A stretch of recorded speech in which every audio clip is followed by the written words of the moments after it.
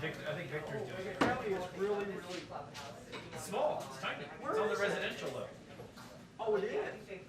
That's why it's only one. It's on the residential level. I didn't. I was unfamiliar with the room. I'd never heard of it. It's called the treaty room. I thought the treaty room was down here. I thought it was too, but that's the map room and the diplomatic reception room. But the treaty room, I guess, is up there. Okay. The Indian treaty room is over there.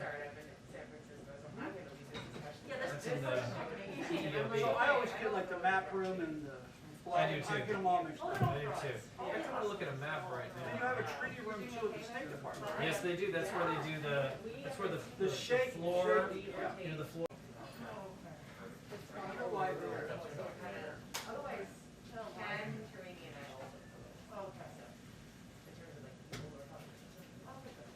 Hi, how are you? Doing fine.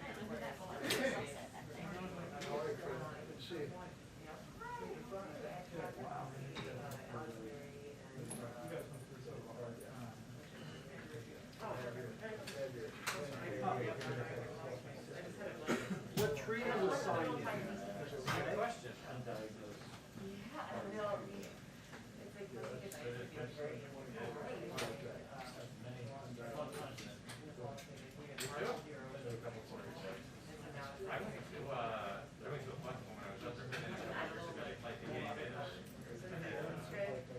I used to be kept the Resolute desk in the treaty room. Oh, okay. Crazy. I mean, it's not the division three I didn't interact with, like what they wanted to do, which is like, It's been used as a waiting room, a cabinet room, and the president's office. it's like, Andrew Johnston used to rehab the meetings. you get a suite, like, 20 of it, like 5 tickets. So Grant, Is that where Churchill would get drunk and pass out? So we I thought he got drunk and passed out everybody. Oh, that's So it's great. It was almost exactly the same thing. It was full of it. Yeah, they kind of did like, I wish I could go back.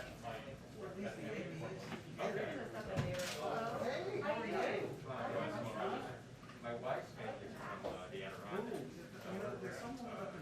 Started under Teddy Roosevelt as the president's and residence study. Only because my wife told me. My wife told me now. Okay. They never came back, did they? They're still up I there. don't want to go back. I don't want to be thrown out in the middle of the Where? Does this guy be the first one to touch? Oh yeah, I think we're still up. Alright, so you are in C. Where's me? That's right over here, right over here? How are you? I'm good. I haven't seen you since like that CNN. Oh, remember? But like, since we camera. I mean, I'm usually, myself on system. Yeah, I just did it this morning. Shit. You in the corner?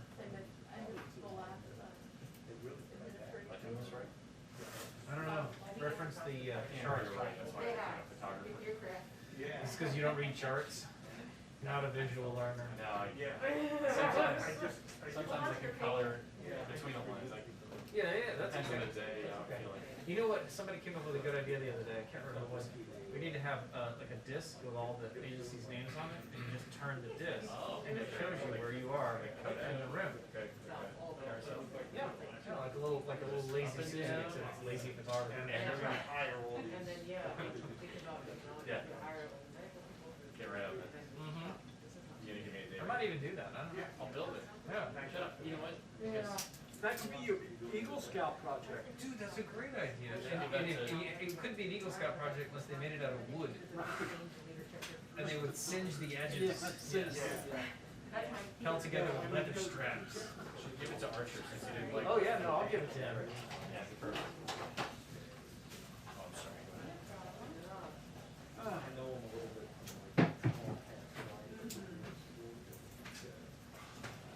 Listen, I was thinking about your epic pool notes. What? I was thinking about your epic Oh, pool notes yeah. from Afghanistan. I know, I was thinking about that too, actually. That was my last, Actually, this. the last time I played. Chip, you want to come back here? No, you're fine. You let me know whenever right. I'm just chilling. I'm giving you the comfort. I'm just chilling. They usually give us 2 minutes. Look at that, is it warm now? Oh, yeah, you're Good. right. All right. Oh, yeah. Oh, yeah. Hey, wake up. Yeah.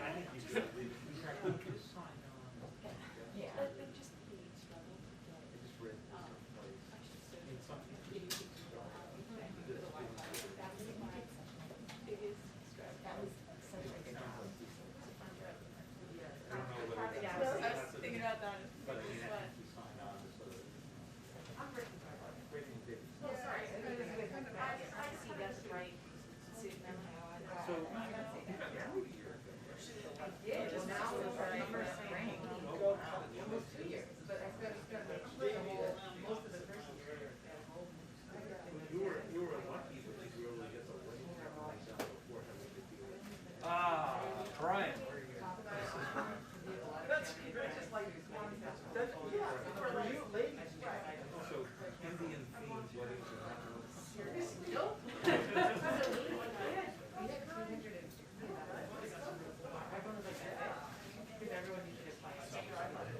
Screening was shown, that's like shooting golf to as high as 150. You know how to stay in this, I thought it was very fun to be one day. My cousin was. That's what, Anybody knows that. And it got really close twice, and now it's really clear. So it's a circle. That's what it is. You know, I just read. Wasn't anybody just, Tom, they're not an open door policy, we're not gonna walk. Who knew? We've got embedded with weddings and Wow, so it's 20, so they use, the wedding is contingent on the state of California allowing more than 50 people to gather. Right now, they still have. The gathering. Frequent flyer tickets is the way to get out there. Yes, I think now they've like restored all the fees, right? Because for that period where airlines were allowing, I don't know what, I think people spent a lot less than before. Yeah. I don't think they're like more, do that anymore, right? Just, people were scamming them anytime. You've been good, how have you guys the past year? It's sort of split between here and the Vermont part. Because up there, it's just too much like we were in the state's small, there was 600 people, you don't want to room around at the house. The year. Oh my God, But yeah, it wasn't so back to the funny. White House. How old is she now? She is 2 Yeah. and 4 months. I mean, Really, really covering. just talking a lot. Saying really sweet things. Yeah, isn't that crazy? For months, there was just no amazing numbers. I know.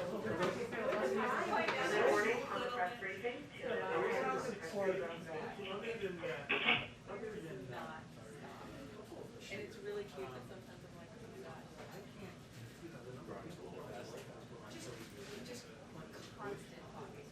Just questions, talking.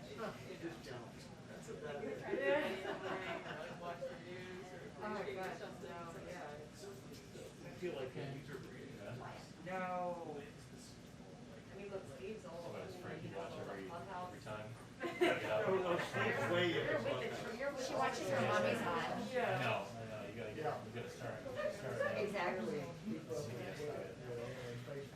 Oh, gosh. Facebook's out everywhere. Facebook is now both. Yeah, no one has Facebook. Instagram is where. That's where they hit people. Full activity there. On TikTok. Well, that's where I am. You guys can't be on there for security reasons. I've heard it. Oh, my goodness. It's too late though. Side note, we and I felt like we were so good in my head that I felt like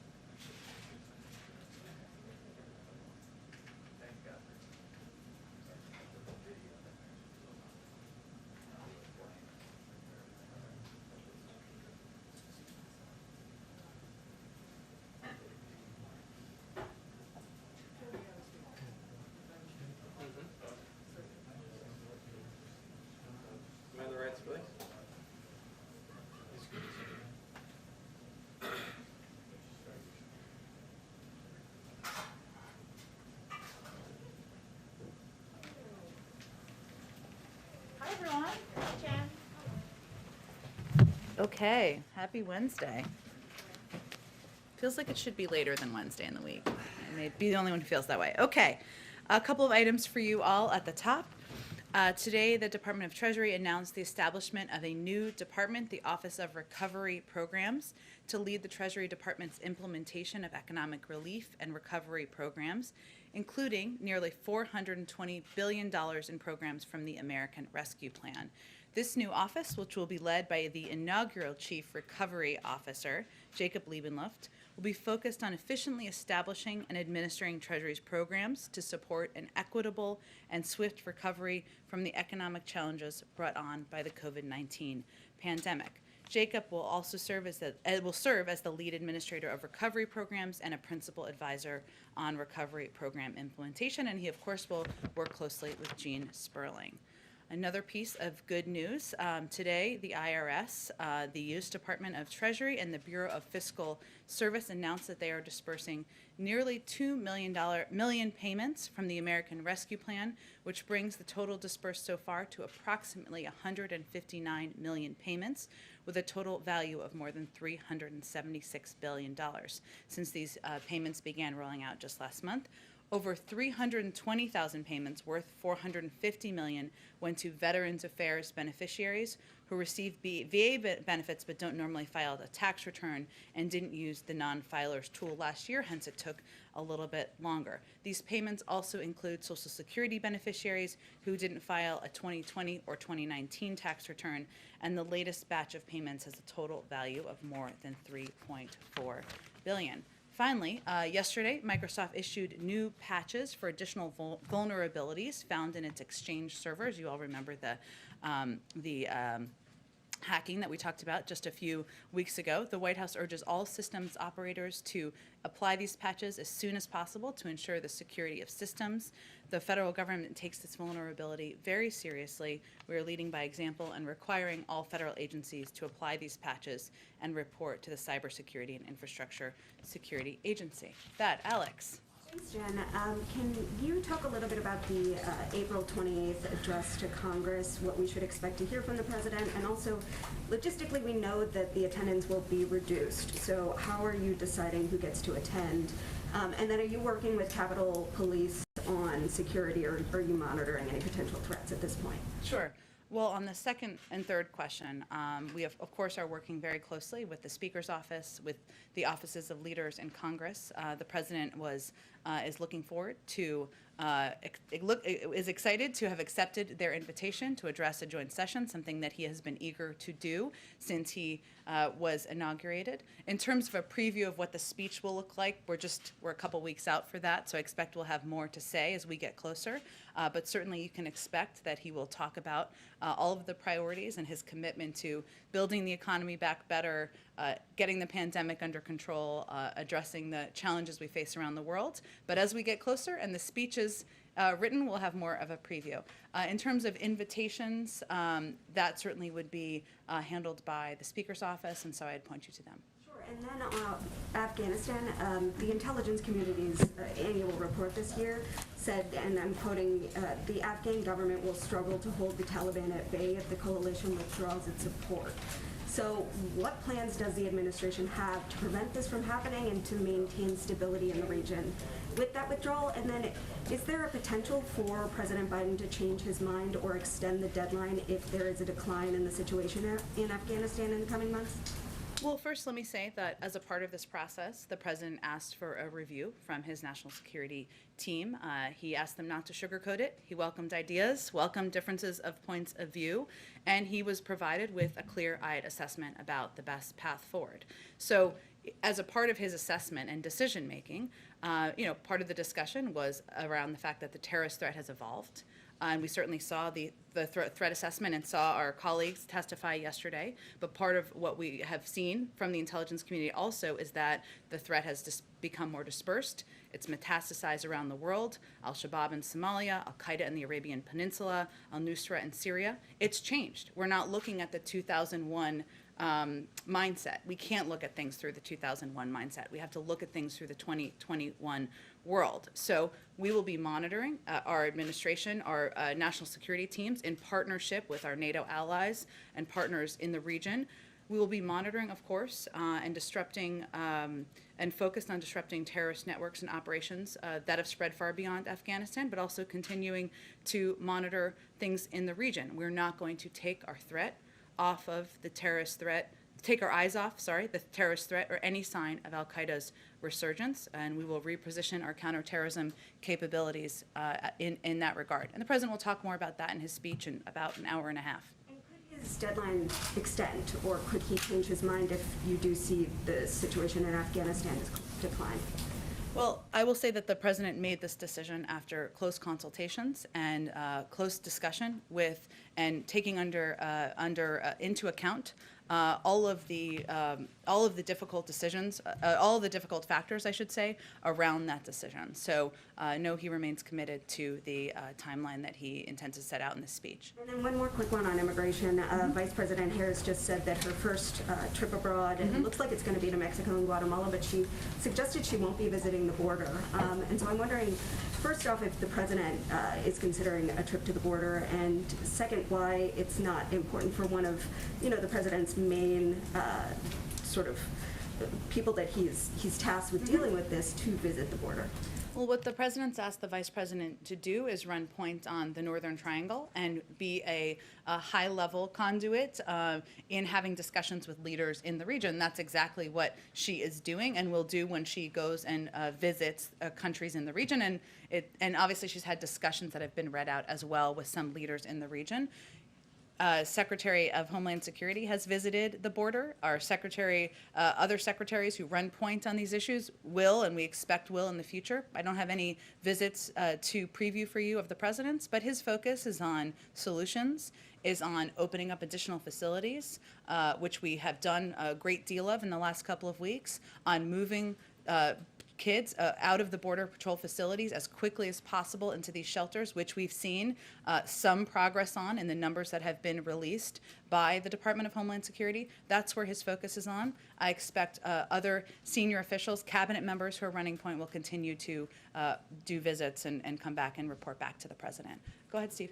Was there a unanimous view among the president's national security advisors that now is the time to leave Afghanistan?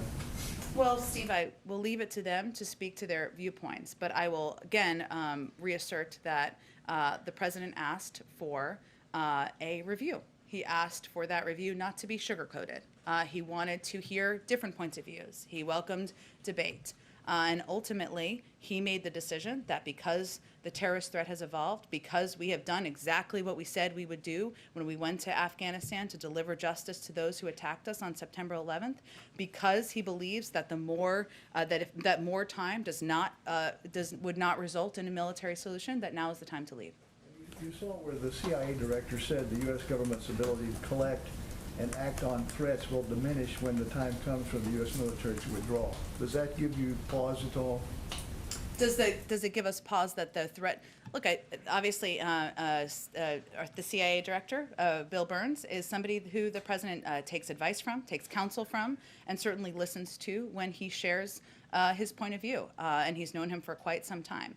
But I will again reiterate that he would say, and many of our intelligence officials have said publicly and in these hearings, that the threats have evolved, that we need to approach how we look at counterterrorism through the prism of what the threats are in 2021. And even if you look at Al-Qaeda, it is not being harbored in a safe haven in Afghanistan how it was 20 years ago. We have to have resources, we have to have assets to address the threat where we see it growing. And that is in places like Northern Africa, in the Arabian Peninsula. And even if you just look at the counterterrorism component of it, we need to make decisions through the 2021 prism.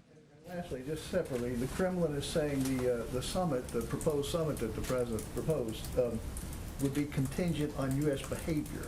What is your response to that? And I know you have some sanctions in the works here. Well, you'll have to ask them what they meant by that. I know they are verbose in their thoughts on the United States, so they may have an answer to your question. I will say that the President Biden, I should say, had a constructive call yesterday, as is the case in his relationships with countries where we have had difficult discussions, where we need to have difficult discussions, he did not hold back on his concerns, including reiterating that there will be consequences to the actions that were taken. I expect you will know more about that soon. At the same time, our objective as the United States is to have a predictable relationship with Russia, to stabilize that relationship. And certainly having a discussion, having a summit would be an opportunity to discuss areas where we agree and can work together, whether it's a continuation of non-proliferation efforts. Obviously, they're a partner in the P5+1, and those could be part of the forum for a discussion. Go ahead. Following up a little bit on Alex with the ODNI Global Threats Report, if this wasn't sugar-coated to the president, then clearly he's aware of the possibility that Kabul could fall at some point in the next couple of years without U.S. and coalition support. Should we read into this decision that he has decided that through the scope of the global threats he's facing, he's looking at right now, that is an acceptable consequence if the U.S. is to pursue his priorities or the changing threat landscape? I think you should look at it through the prism of the president assessing what's in the national interests of the United States. And from his vantage point, we did exactly what we intended to do. We delivered the justice to those who attacked us on September 11th. We disrupted terrorists seeking to use Afghanistan as a safe haven to attack the United States. But he also believes there is not a military solution. This will require a diplomatic solution. And even as we are withdrawing our troops, we will continue to support diplomatic and humanitarian work. We will ask other countries to step up, whether that's Pakistan, Russia, China, India, Turkey, countries in the region that certainly have a stake in stability. We will continue to provide significant humanitarian resources. So we will continue to be engaged. This is the president's assessment about whether having troops on the ground, a military presence in the same way, in a version of the same way it has been over the last 2 decades, is in our national interests, and he's made the decision it is not. One more on Afghanistan and another quick one. And apologies if I missed this on the briefing calls. But with the removal of combat troops by September 11th at the latest, does that include special operators, special forces, any of those types of troops on the ground? Well, I'm obviously not going to get into operational specifics from the podium. I will say that we will have what is needed to secure a diplomatic presence, and those assessments will be made over the coming months, and obviously led by the Defense Department, the State Department in coordination. Okay. And then just one more on immigration. The outgoing Ambassador Jacobson said on Friday that to Reuters in an interview that there was a consideration of conditional cash payments related to the Northern Triangle. Is that something that's currently under consideration, and if so, what are kind of the parameters of what would be looked at there? That's interesting. I'd have to look more at her context, the context of her comments, and I'm happy to do that. I think what we are focused on is working directly with these countries to determine how we can deter travel, deter migrants from making the journey. And we made an announcement, of course, over the last couple of days about stepped up personnel at the border that these countries are putting in place a number of these countries, I should say, in the region, are putting in place in order to deter the journey, in order to reduce the number of migrants who are making it to our border. And certainly we're having discussions about assistance and how that can be disseminated in the most effective, I should say, and impactful way. But I'd have to check on the context and see where that's headed. Sure, go ahead. Thanks, Jen. Republican senators have criticized attaching the withdrawal of troops in Afghanistan to September 11th. They say it's politically driven. Do you have a response to that? And also, do you have anything to share on who came up with that deadline and why? I think it was the president wanting to send a clear message that this is not going to be an open-ended timeline to withdrawing troops. We have had that policy for some time in the past, and he disagrees with it. So he was giving a timeline on when operationally we could move troops out. We also are going to do that in close coordination with our NATO partners and other countries in the region. If it's ahead of that timeline, then that's a positive step, but we wanted to give the military and our diplomatic partners on the ground plenty of time. So did he choose 9/11 as the final date? I think I just explained why he chose that timeline. Thanks. And I have a couple more on Iran. In a new statement, President Rouhani said that the decision to increase uranium enrichment was in direct response to the cyber attack from Israel. Has President Biden or any other U.S. officials had a conversation with Israel about refraining from further attacks as he tries to broker a nuclear deal? Well, I would just reiterate that we don't have any additional speculation to add to the cause or the origin of the attacks over the weekend. What our focus is on the diplomatic path forward, and we believe in the diplomatic conversations, though they will be indirect, will reconvene tomorrow in Vienna. We know this will be a long process, but we certainly see that as a positive sign. And one more Oh, on go API. ahead. Go ahead. Has the president selected somebody to fill that senior AAPI role, and will that person attend his meeting with KPAC tomorrow? We are getting much closer to having news to share on that high-level personnel announcement. I don't expect that person will be attending tomorrow, but hopefully we'll have more to share soon. Go ahead, Kristen. Thank you, Jen. Can you explain the rationale for why President Biden went against the advice of military commanders who recommended leaving 2,500 troops on the ground in Afghanistan? Well, I think that's an overcharacterization of every military leader, and I don't think they've all provided their point of view on what their advice is, and we'll keep that private. So you can certainly speak to individuals if you'd like, of course. I will say, again, the president welcomed the advice, welcomed at times disagreement about what the appropriate path forward should be. But his view, based on the assessments of where our terrorist threat exists today, the fact that it is metastasized, that it has spread into many other regions of the world, that we can still, we still do have the ability to have a presence in the region where we can keep our eye on the terrorist threat, that it led him to conclude that now is the time for troops to leave. I think it's important also to note that that his view is that we can't continue the cycle of extending or expanding our military footprint, hoping to create the ideal conditions for our withdrawal. No one will tell you, unless someone has told you, and then tell me that, of course, that we should stay forever. No military commander wants to stay forever.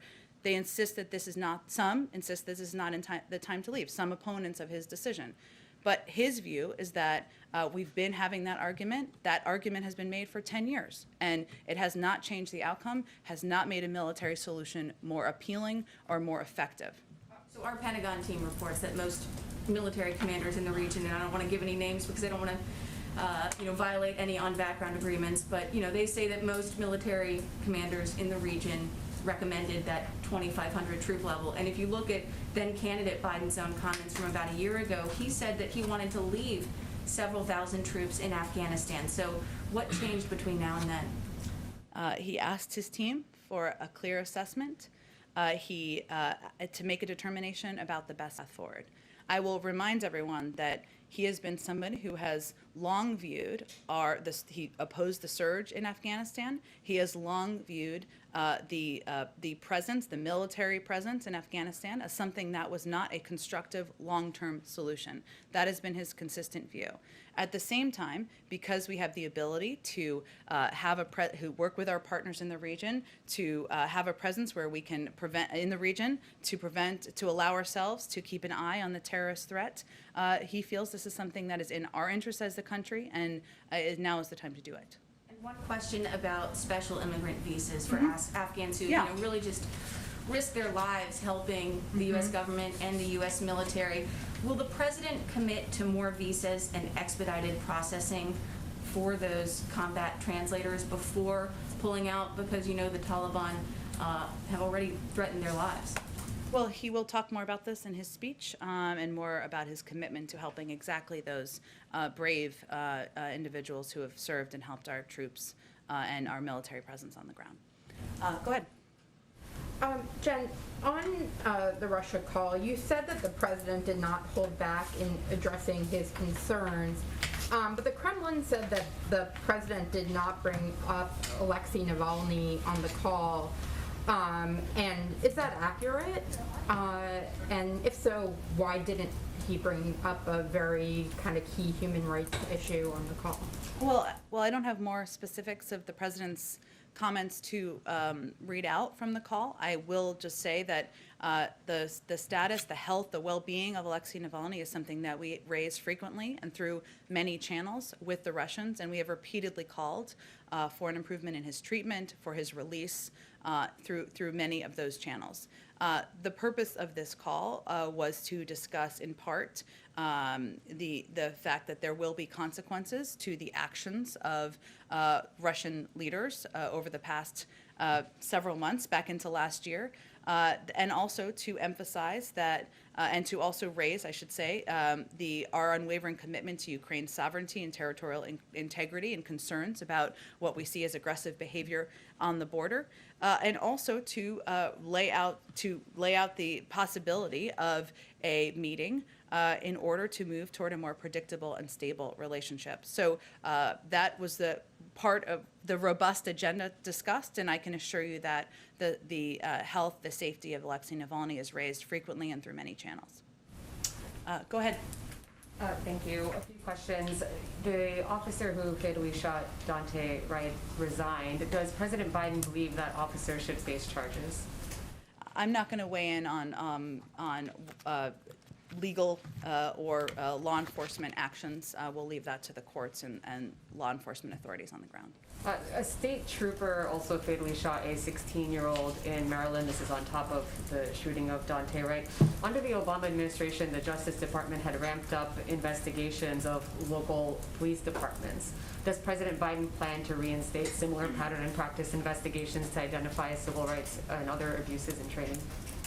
Well, let me say first that all of these incidents that we're seeing, you've mentioned some of them, are just a reminder that too often in this country, law enforcement uses unnecessary force, and too often that results in the death of Black Americans.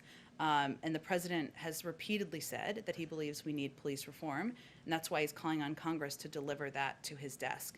In terms of actions of the Justice Department or investigations, you'd have to ask the Attorney General. Why has President Biden not issued an executive order to recall military equipment from local police departments? That was an expectation that many civil rights advocates had in the earlier weeks of his presidency.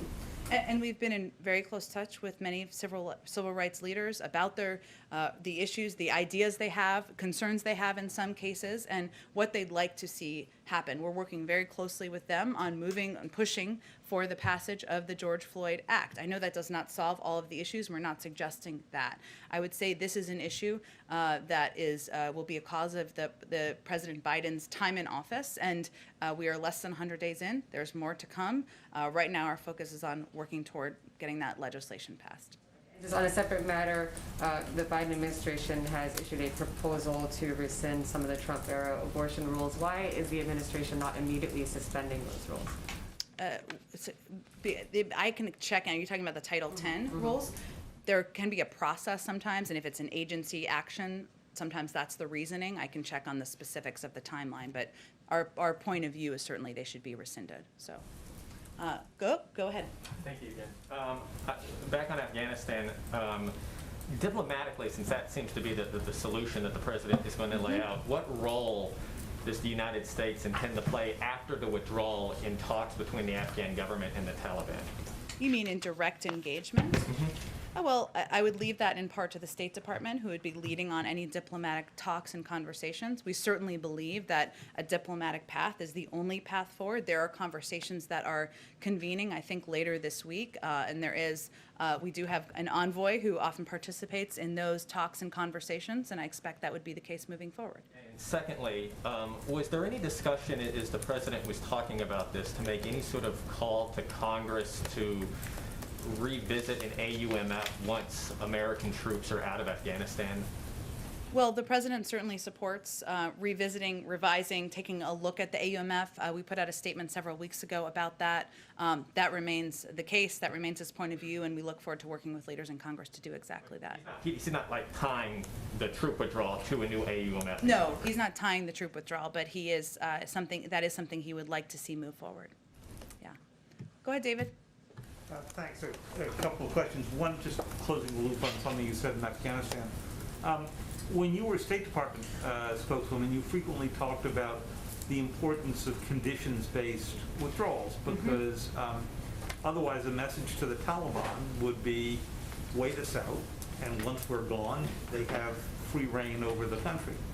I don't think I've heard in the answers so far what the Taliban are supposed to think about this. I mean, if I was them, I think I'd want to take the summer off and wait until September 11th? And why go ahead and negotiate an agreement that would limit them if the U.S. is going to leave anyway?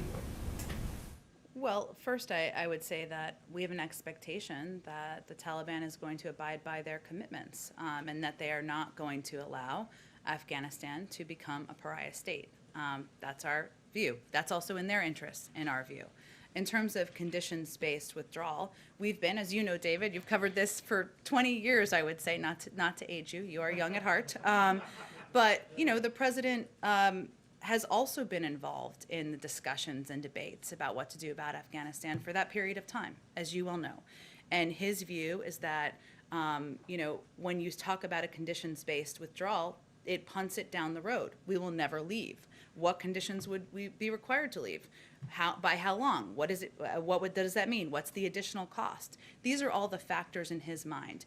And as you look back at recent history, you know, back in 2014, which seems recent, back when I was at the State Department, I should say, NATO allies issued a declaration affirming that Afghan security forces, which you well remember, would have full responsibility of their country's security by the end of the year. That was 7 years ago. And the president just believes that we can't have American troops as bargaining chips. Now is the time to get out. So in terms of the Taliban's role, again, we believe diplomacy is the right path forward. We believe that it is not in their interest for Afghanistan to become a pariah state, that they should hold to their commitments of preventing al-Qaeda, of not allowing al-Qaeda, I should say, to gain a stronghold or a safe haven in Afghanistan, to remain committed to some of the progress that we have seen. And we will have to see if that happens. So you've narrowed the American objective to keeping a terrorist group from being able to launch, and you've made the good point they could launch an attack from many other places. Back in 2011, President Obama still was using a broader set. He said we had to build Afghan capacity, protect population centers, blunt and degrade the Taliban capacity. Those are no longer American objectives, it sounds like. Well, I think it's important to go back to what our objectives were when we went into Afghanistan almost 20 years ago. And those were to disrupt terrorists seeking to use Afghanistan as a safe haven. We feel we have done that. It was to deliver justice to those who attacked us. We feel we have done that. And there has certainly been, and that's why I referenced the declaration by NATO allies, a desire to transfer over control and leadership to the Afghan security forces. We've also seen over the last 7 years that has not gone as would have been predicted in 2014. So I would say the way the president views it, and you know his own history on this, and it has been well publicized and published that he opposed the surge back 10 years ago. And he was vocal about that in the appropriate manner at that time. Now he is president. Now we are 10 years later. Now we are looking at the circumstances on the ground. We are looking at what's in our national interest. We are looking at where we actually see threats around the world, but also opportunity. And part of his assessment as commander-in-chief is that having a presence there is not in our interests. One Iran question for you. You've repeatedly said in the past couple of days you're not going to engage in speculation about what happened last weekend and so forth. I can't recall a recent time when the U.S. has had such an absence of public curiosity about what led to a major explosion in a major foreign site. What's behind your reluctance to discuss what happened, who did it, what its implications could be for American policy? Well, public curiosity should not be mistaken for curiosity in general, David, as you know. But I will say, you know, we're just not going to speculate on the origin. Our focus is on looking for a diplomatic path forward with Iran. That's where we feel we can have a role and where we feel we can constructively move things forward, even though those are indirect negotiations. Have you gotten any indication from the Iranians that they are going to pull back from those negotiations because of that, or you think they're moving ahead? We have not been given an indication that they don't plan to attend, or I should say, let me make it more positive. Our understanding is they plan to attend tomorrow. We are also very open-eyed about how this will be a long process. It's happening through indirect discussions, but we still feel that it is a step forward. Okay, go ahead, Brittany, go ahead. Thanks, Jen. On the campaign trail, then candidate Biden, this is a follow-up on Sabrina's question Sure. about policing reform. promised to invest, I think it was $300 million into local police departments and municipalities, try to see if they would either diversify their precincts, whatever they could do to make reduce police brutality in their localities. Given what's been happening over the last year, but even just this last couple of weeks, does the White House and does President Biden still maintain that that is the best use of that $300 million, investments, giving money essentially to police departments to self-regulate? Well, I will say, I know this didn't receive a lot of attention, but in our discretionary guidance, it was consistent with this. And maybe this is what you're asking about, but we could get you the more details too, or for others who are interested. He has been clear, and he continues to believe, to answer your question, that giving police departments the resources they need to implement meaningful reforms and conditioning federal dollars on completing those reforms is the appropriate and effective step. And the discretionary guidance does exactly that. It provides funds with specific requirements, like ensuring law enforcement agencies mirror the diversity of the communities they serve. It also invests in federal programs that hold police accountable through pattern and practice investigations and the enforcement of consent decrees. Now, that's just a funding component, right? There are also reforms that the president feels need to be put in place. And the George Floyd Act certainly has a number of those reforms and steps that he supports, and he is eager for Congress to move forward on. And I know there's lots on your legislative plate, infrastructure, and many other things. Are there folks in the back making calls to Congress just on this George Floyd bill, kind of working all the levers in order to get that through? Obviously, it's going to face an uphill battle in the lock Senate that we have now. Certainly, we are very engaged in having discussions with a range of members on the George Floyd bill and moving it forward. And we are certainly encouraged by discussions that are ongoing by members of Congress. And ultimately, it will be up to them to determine how they can negotiate and come to conclusion on a package that there can be enough support to move forward and send to the president's desk. Just one other on the vice president. Will she be giving a press conference either right before or right after her trip to Mexico and Guatemala? That's a good question. I don't know that the final format of this trip has been scheduled quite yet, but I can see if they have any more details on the planning. And two of those three Northern Triangle countries actually do not have U.S. ambassadors to them. They have charged affairs, but they do not have ambassadors. Is there any more guidance you can give us on when those critical roles will be filled, or at least lists of names who could be filling those roles? Well, I would say we probably won't put out lists of names. We'll probably put out the nominees once the decision, because that would be a form of torture for the people who are on those lists in some way. But we are moving forward, the president's starting to make some decisions on career ambassadors to a range of posts. I hopefully will have some more on that soon. But I'm not sure if they're in that region, but he's starting to consider a range of qualified individuals. So hopefully we'll have more soon. Go ahead. Two tax questions for you. 17 House Democrats said earlier this week that they won't support any tax legislation or the component of the infrastructure plan that the president proposed unless it does away with the $10,000 SALT cap. I wanted to see if that's something the administration would consider. Well, I would say first, we welcome ideas. We welcome proposals from a range of members, and many of them have been quite vocal about their views on the SALT deduction as well. So we're familiar with them. There's a meeting later this afternoon with Ron Klain and Steve Ricchetti, I think with some of these members and others. There's a range of topics they'll discuss that are of interest to them, and I'm sure they will, I would guess they would raise this. We're also interested in proposals on how to pay for a package, and as you know, the SALT deduction would not be a revenue raiser, so they may come with proposals and ideas on that as well, but we're certainly happy to hear more from them on the impact and why they think this is so important to their states and communities. And I wanted to ask about the global minimum tax that the president has proposed at 21%. In the global negotiations, we're already seeing some pushback from lawmakers in Europe saying that number is too high. And I wanted to see what the administration plans to do to negotiate to get countries around the world on board with the number, or the number who's proposed, or a higher number than it already is. Well, I certainly think those negotiations will happen out of the Treasury Department. The reason the global minimum tax was proposed was because the administration, Secretary Yellen and others, felt it was important to end the race to the bottom on tax rates in countries, and this would be a way to do that, in her view and their view. But in terms of a discussion about alternate rates, I would certainly send you to them for more of a bottom line of where they're willing to go. And the other question is about the Bureau of Land Management. We have reporting that President Biden is considering Tracy Stone Manning, a senior advisor for conservation policy at the National Wildlife Federation, to lead the Bureau. Could you confirm that? I don't have any personnel announcements to make. I don't expect we will have any to make on this, but I will check and see if there's more to report to you. Sure. Hi, Isaac. Hi. So just to follow up a little bit more on the Vice President's meeting about the Northern Triangle, can you just help us figure out how that fits in the sequencing of the role that she is playing, what the purpose of today's meeting was, and then sort of what the next steps forward from it would be coming out of it?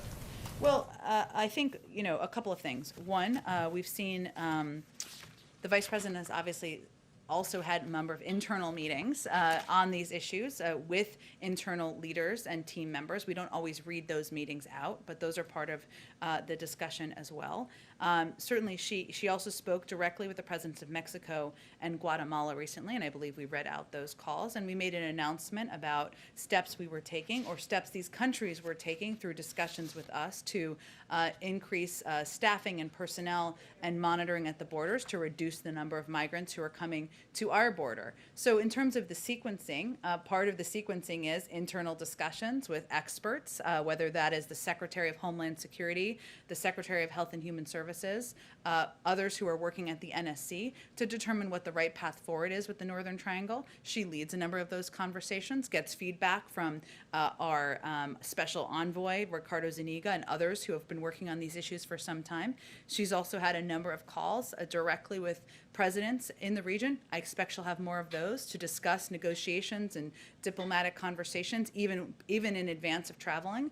And then she will make a trip, as she announced this morning. And while I don't think she announced the timing of it, that would certainly be another step in the sequence. So this is all just still sorting out what the right path forward is, rather than making determination, okay, this is what we're going to do. Well, we announced just 2 days ago, I believe, 3 days ago, some steps that were being taken in coordination and through discussion with these countries to ensure that migration, I should say, irregular migration, was being addressed as more of a hemispheric issue.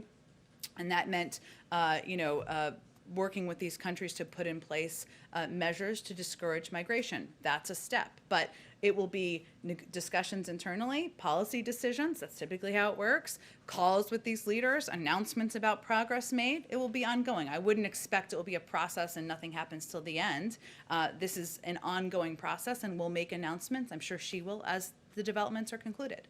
Has the President given her any directives from what's coming back so far to guide where the next conversations that she would be having, or the next steps she'd be taking in leading this effort? Well, the President and the Vice President see each other quite regularly. She's in many of the meetings when she's in town, almost all of them that the President is in as well. So I would say it's more of a discussion with others who are leading and running points on these issues. Say on one other thing, that there's a markup today about DC statehood. Given the political realities around what would need to happen for a DC statehood bill to get through the Senate, the filibuster would almost certainly need to be gone. Is this something that President Biden is going to be pursuing at this point, DC statehood, or is he just sort of leaving it as a thing that he supports but is not going to be on his priority list?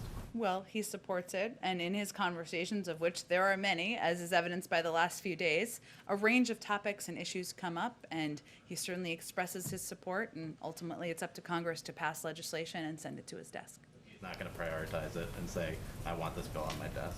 I would say he supports it, so he'd be happy to sign it, but in terms of the rank priorities, I'm not going to get into a situation of doing that, but it's something he supports. He's conveyed that to Congress, and he certainly supports efforts to move it forward. Go ahead in the back. Hi, Jen. Thank you very much. Follow up on the Afghanistan, and then I have another one, the climate summit. You were talking about the diplomatic presence in Afghanistan after the withdrawal. Do you expect the United States will have an ambassador in Afghanistan before the troops leave? Do you mean, just so I understand your question, do we expect we will maintain, or we will nominate an ambassador And to have Afghanistan? exactly an ambassador there before the. Well, our intention is to maintain a presence, to secure a diplomatic presence there, and which was kind of a different question, but so I don't have a timeline on that, but certainly, given we will have a diplomatic presence, I expect we would have an ambassador at some point, or nominate. And about the climate summit, how are the discussions with Brazil going? Is President Biden prepared to sign a bilateral climate deal with Brazil next week during the summit? Or would he like to see more commitment from Brazil on deforestation before making a deal? Well, I don't know that I would see the climate summit as a bilateral deal-making venue. We've invited about 40 global leaders. In terms of the format and the details, I think many will be presenting their own plans for reaching the goals as set out by global climate, I should say, objectives. I think that's a big part of the format. There are not going to be bilateral meetings as a part of this summit. So I wouldn't see it through that prism. It's an incredibly important forum to bring global leaders, including Brazil, the United States, many others together to discuss what the president feels is one of the biggest crises we face. But our position on Brazil has been clear since the beginning. We believe Brazil is a key partner in confronting climate issues. Climate solutions will, of course, need Brazil's action and leadership. We fully respect Brazil's sovereignty and appreciate the chance to participate in constructive conversations on how we can work together. We do want to see a clear commitment to ending illegal deforestation, tangible steps to increase effective enforcement of illegal deforestation, and a political signal that illegal deforestation and encroachment will not be tolerated. And we believe it's realistic for Brazil to achieve a real decrease in deforestation by the end of the 2021 fire season. So we continue to recognize that conservation and sustainable economic growth can go hand in hand, and certainly that's our expectation for Brazil. What would be a clear commitment? And also, will President Biden pressure the Brazilian President Bolsonaro personally during the summit? Well, again, there's not bilateral meetings, so I don't have any outline of what the president's remarks will look like, but I would expect that he will talk more broadly about the need for the global community to address the threat of the climate crisis. Can I just ask one last question about the pandemic? Mm-hmm. Because the White House COVID team had a conversation with the Brazilian health minister. Brazil, as you know, now is the epicenter of this pandemic. And Dr. Fauci said a couple of weeks ago that he was waiting for this conversation to see other ways that the United States could be more helpful. Mm-hmm. So is the United States providing additional help to Brazil, like sending oxygen or sedatives for intubation, for example? There are lack of all these things in Brazil right now. Sure. I would have to check. I would say that we, of course, as you know, are contributing a significant amount of funding through COVAX. I know there are requests from around the world for a range of tools and resources. I can check if there's anything that's going to Brazil more specifically. Thank you, Jen. Oh, yes. Two more quick ones on Afghanistan. Oh, yeah. Can I do Owen first, and then I'll come right back to you? Okay, go ahead, Owen. Jen, thank you. Back to Title 10, if I may. So today, as you well know, the Biden administration and HHS started the reversal of the Trump administration's ban on abortion referrals at Title 10 family planning clinics. So my first question, why does the Biden administration insist that pro-life Americans pay for abortions and violate their conscience? Well, first, that's not an accurate depiction of what happened. So and I know we want to be accurate around here. None of the funds appropriated under this title shall be used in programs where abortion is a method of family planning. That is written into the Public Health Service Act, and it specifically states that. But we know there's indirect subsidies, money that's fungible, that can't be traced. We know that. Come on. That is not how it works. That is the law. So I'm stating what the law is and how it is implemented legally by these organizations. And the reason since you gave me the opportunity, the reason why the president took these steps is because he believes that advancing equity for all, including people of color and others who have been historically underserved, marginalized, and adversely affected by persistent poverty and inequality, can be helped by these actions. And by focusing on advancing equity in the Title 10 program, we can create opportunities for the improvement of communities that have been historically underserved, which benefits everyone. That's how these fundings are used in communities. You talk about equity, if I may interrupt. How is it equity? How is it fighting systemic racism when abortion, we well know, disproportionately affects minority children? Again, funding cannot be used from this for abortion, but access to health care in communities that have been marginalized, underserved, adversely affected by persistent poverty is always going to be something the president fights for. Okay, I think I've answered your question. Alex, go ahead. On Afghanistan, did President Biden consult any of his predecessors on his decision to withdraw? He did talk to some of his predecessors. Let me see if I can get you more of a readout of that. He will talk a bit about that in his speech as well. That starts in 39 minutes. All right, and then one more. I don't know if you saw this, but the Afghan president tweeted that he spoke with President Biden. He did, and that was still going on when I came out here, so we will get you a readout of that. Let me just also, because you prompted me, that we have done a lot of outreach, which I think would be interesting to you in your reporting. In the last 36 hours, to inform members of Congress, allies, partners in regional countries. That includes calls, not all with the president, although he has made a number of calls, but from senior officials to nearly 50 members of Congress, 44 countries, NATO, the EU, and the UN. These consultations and conversations are continuing, but just to give you a sense of how much engagement and outreach we've done to date. Okay, thanks everyone.